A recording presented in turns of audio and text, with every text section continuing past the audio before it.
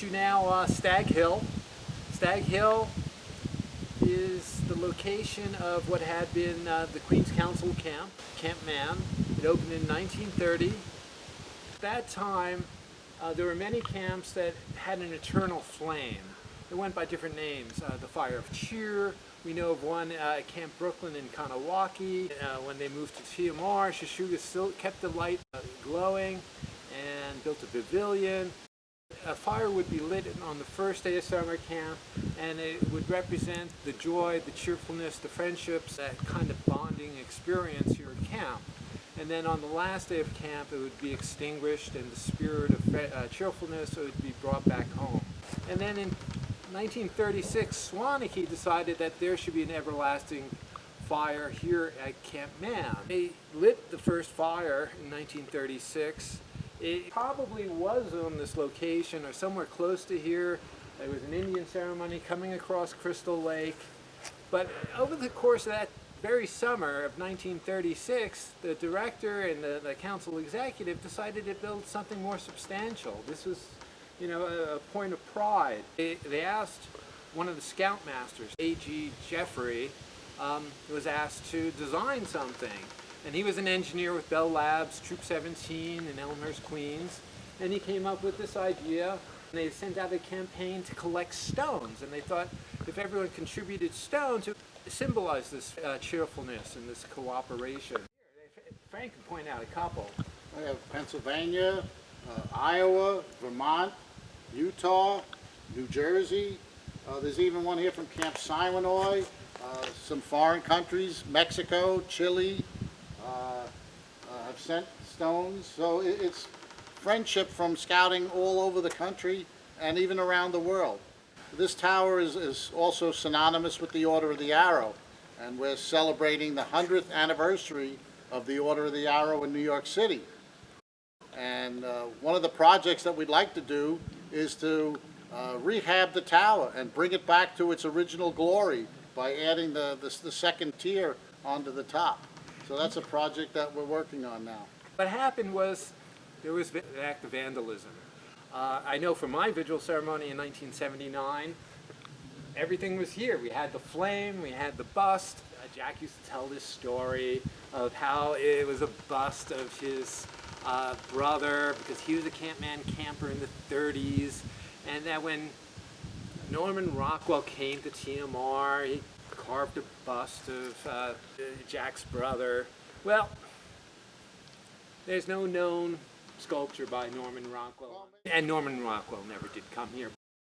But Jack told great stories. Oh, absolutely great stories. But with every great story, there's a kernel of truth.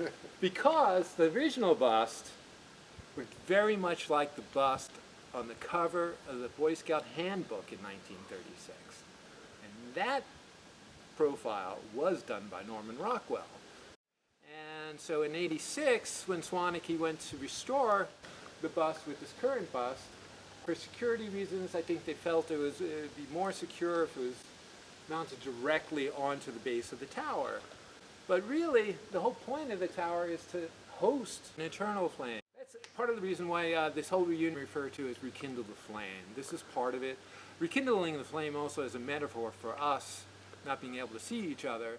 So if we look at the dedication materials, they all talk about the friendships across the reservation. And I think we're all part of the Alumni Association because of that spirit of friendship.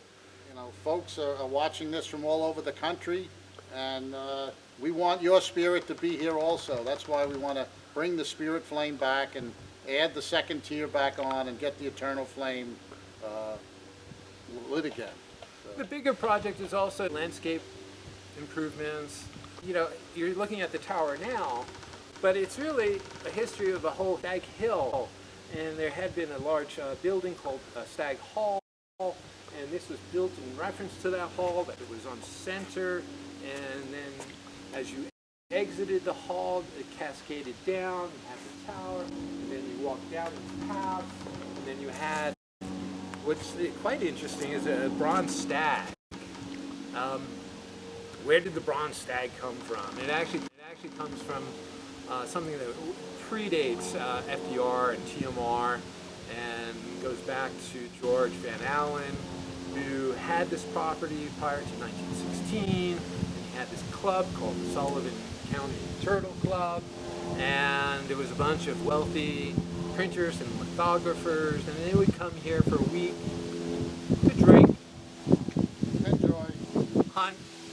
And so it was a rich man's clubhouse, and then they got this Elks Club bronze elk, just like the one on Queens Boulevard. It sat actually just about here initially in front of Stag Hall, and then when this was built, they decided to locate the Tower of Friendship here, and the stag was then turned around to face the lake, and it existed until the mid-40s. We don't know really what happened, but we have photos through the 40s of it.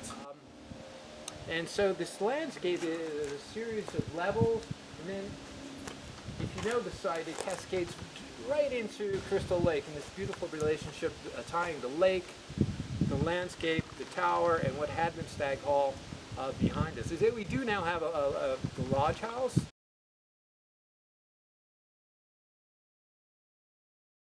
Yeah. So, yeah, thank you.